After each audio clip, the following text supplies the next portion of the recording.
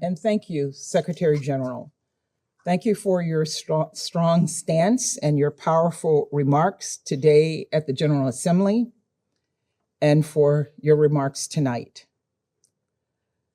Colleagues, a few moments ago, I spoke to President Biden, who asked me to convey in the strongest possible terms his and our steadfast support for Ukraine and support for the urgent meeting this council has convened tonight. Furthermore, he asked me to share that the United States and our allies and partners will continue to respond to Russia's actions with unity, with clarity, and with conviction.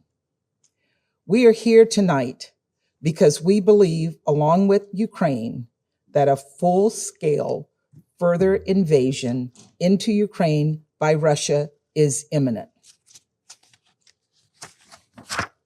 Tonight, we're seeing the Russians close airspace, move troops into Donbass, and move forces into combat-ready positions. This is a perilous moment, and we're here for one reason and one reason only: to ask Russia to stop, return to your borders, send your troops and your tanks and your planes back to their barracks and hangars, and send your diplomats to the negotiating table. Back away from the brink before it is too late. Last week, the United States informed this council and the world about what we expected to see unfold. We said that Russia would manufacture a pretext for an attack. We have since seen numerous false flag events staged along the lines of contact in Donbass. We said Russia would theatrically convene emergency meetings at the highest levels of the Russian government.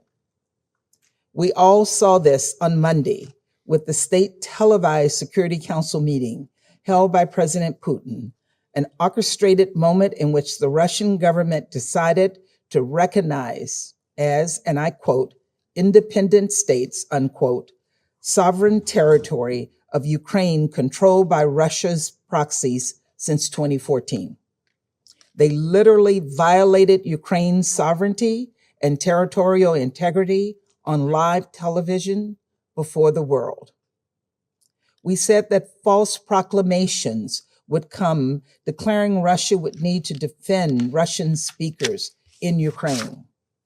We got that and much more from President Putin's speech on Monday and during the speech of the Russian ambassador in the General Assembly today. No one could have predicted just how dangerous, inciting, and far-reaching President Putin's speech would be, with Putin arguing for taking the world back in time to an era of empires and colonies. Finally, we said the attack would come next, that we could expect communications to be jammed, cyber attacks to shut down key Ukrainian institutions. Last week, we attributed to Russia denial of service attacks against Ukrainian banks, and we saw similar activity this morning targeting government sites as well. And in the last few hours, we have received very concerning reports of destructive malware placed on hundreds of computers and executed on at least some. After that, we said would come the bombs and missiles, the soldiers and the tanks. Already soldiers have been deployed to the occupied region of Ukraine. Ladies and gentlemen, we are here tonight because we believe the rest is imminent. Now, over the past few weeks, Russia has called our predictions hysterical. Russia said we were lying. Russia said we were supplying the world with misinformation. Russia's diplomats even laughed in the face of the human suffering we were sounding the alarm about. But what we said would happen has come to pass for all the world to see. So let us be clear. All parties are not culpable here. There's no middle ground. Calling for both sides to de-escalate only gives Russia a pass. Russia is the aggressor here. Russia's attack on Ukraine is tantamount to an attack on the UN and every member state in the chamber tonight. The Security Council is charged with adjudicating threats to peace and security. Russia is bypassing it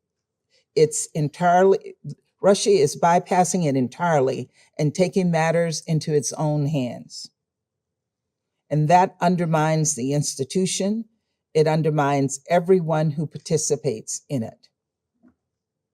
The United States, Ukraine, its allies and partners across Europe, UN officials, every other member of this Security Council, we have all repeatedly implored Russia to engage at the diplomatic table. Those calls were not heard.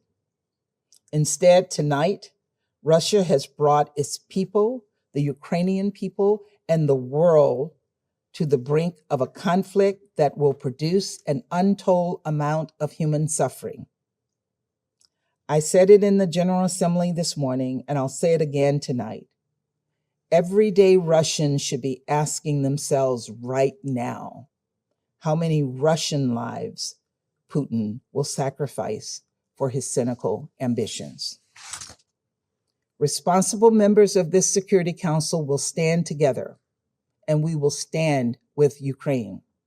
And we will do so despite a reckless, irresponsible permanent member of the Security Council abusing its powers to attack its neighbor and subvert the UN and our international system. This morning in the General Assembly, we saw dozens of leaders from across the globe stand up to defend the UN Charter and Ukraine against Russia's brazen attacks. We were proud to stand with them. Today, I had the opportunity to meet with Ukrainian Foreign Minister Kuleba. And many of you were in the General Assembly Hall this morning when Foreign Minister Kuleba received enthusiastic and overwhelming applause after his remarks.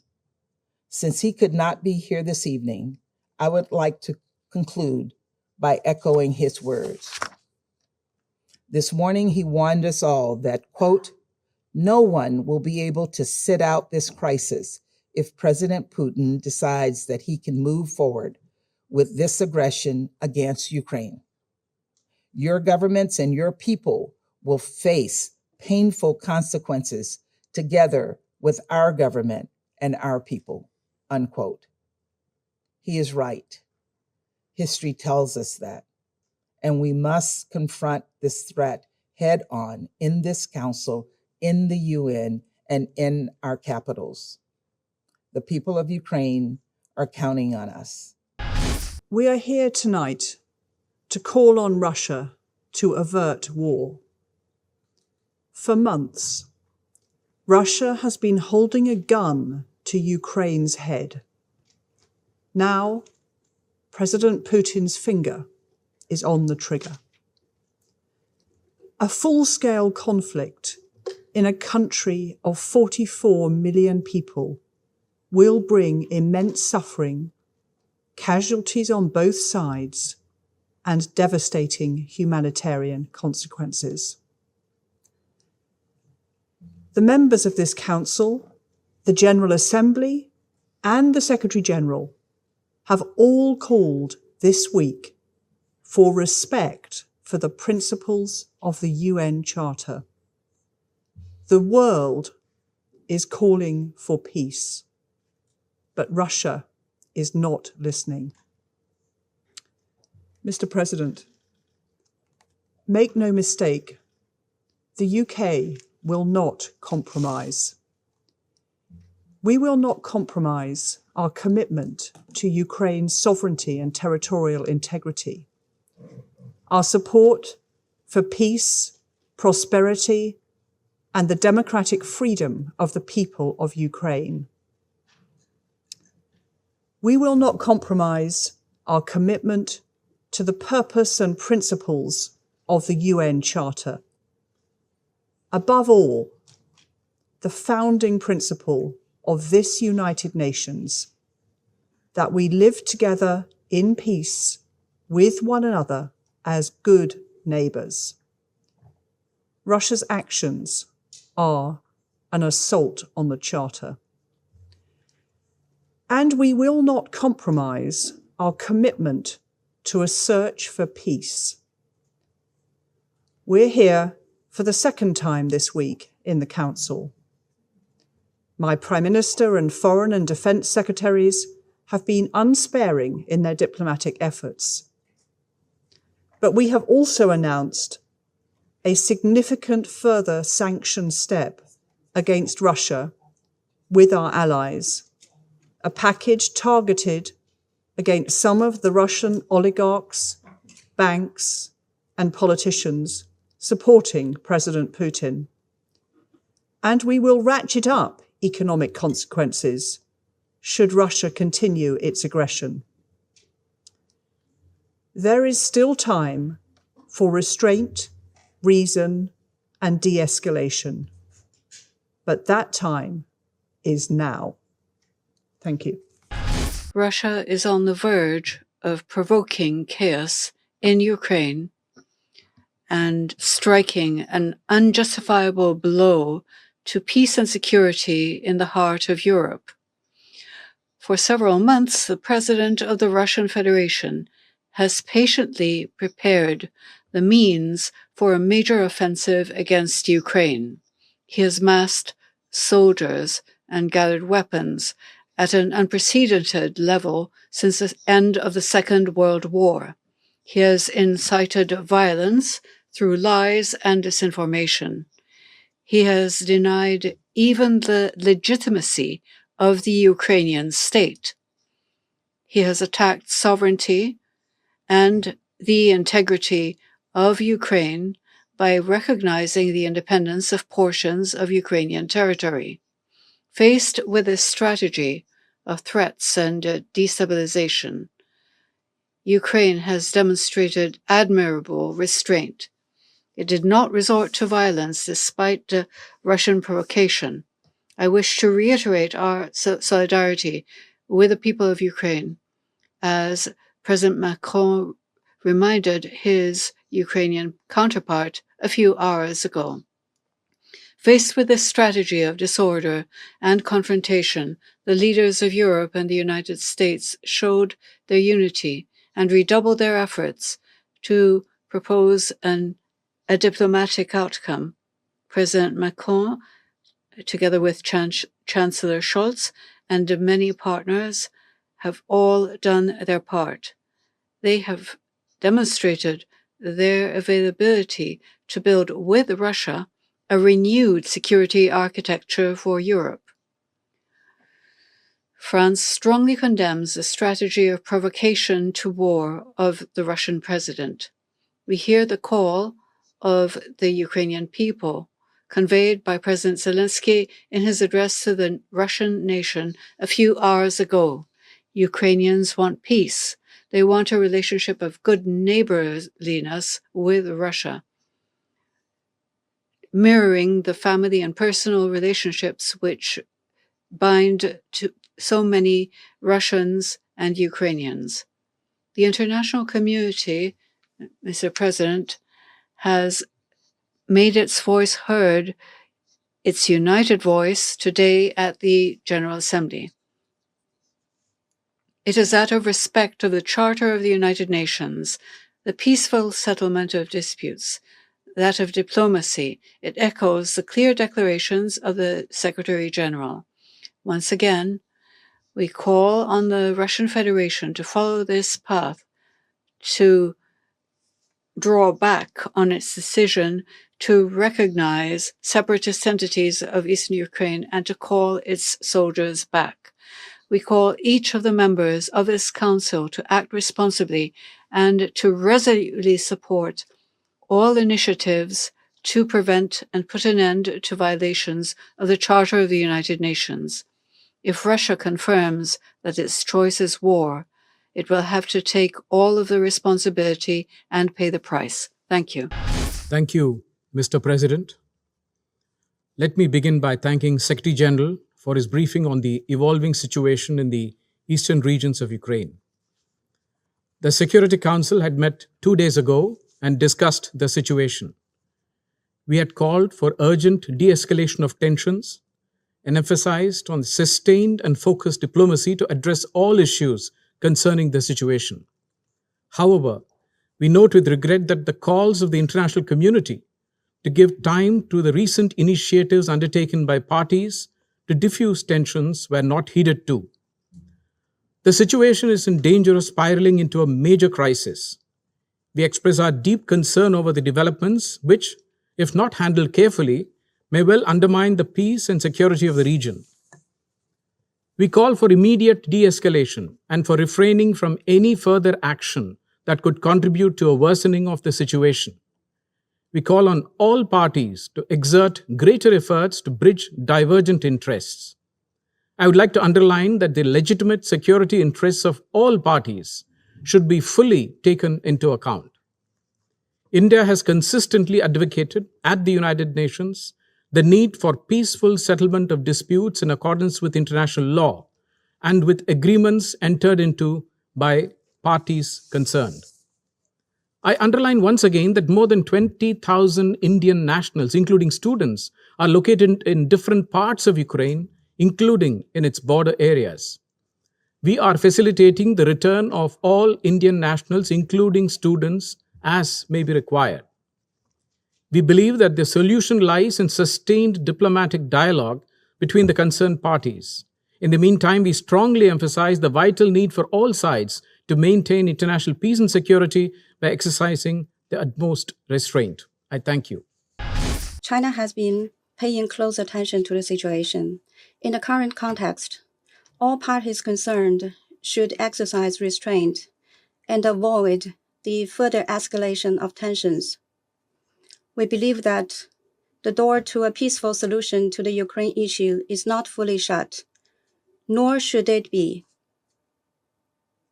China has pointed out on many occasions that there is a complex historical context on the Ukraine issue and that the current situation is the result of the interplay of many factors. China's position on safeguarding the sovereignty and territorial integrity of all states has been consistent. The purposes and principles of the UN Charter should be jointly upheld. We hope that all parties concerned will stay cool-headed and rational and commit themselves to enhance dialogue and consultation to resolve relevant issues properly through negotiations and address each other's legitimate security concerns in line with the principles of the UN Charter. It is especially important at the moment to avoid fueling tensions. China will continue to promote peace talks in its own ways and welcomes and encourages all efforts aimed at a diplomatic solution. Thank you, Mr. President. We meet at the very moment of a military escalation we have not experienced in Europe for over a generation's time. The President of the Russian Federation announced a military operation on Ukrainian territory. We condemn this in the strongest possible terms. And we call upon all members of the Security Council and the United Nations to now stand up for Ukraine and against a shameless breach of international law. 2 days ago, Russia's decision to recognize the self-proclaimed so-called People's Republics of Donetsk and Luhansk was harshly rejected in this council. It had already dealt a devastating blow to the principles and the international order that the United Nations stand for. Russia has not listened, and it turns out it was not prepared to listen. It has continued its massive military buildup, and we observed and observe cyber attacks directed against Ukraine, and now Russian military is moving into Ukrainian territory. By the actions and this unprovoked military operation, Russia is violating the core principles of the UN Charter.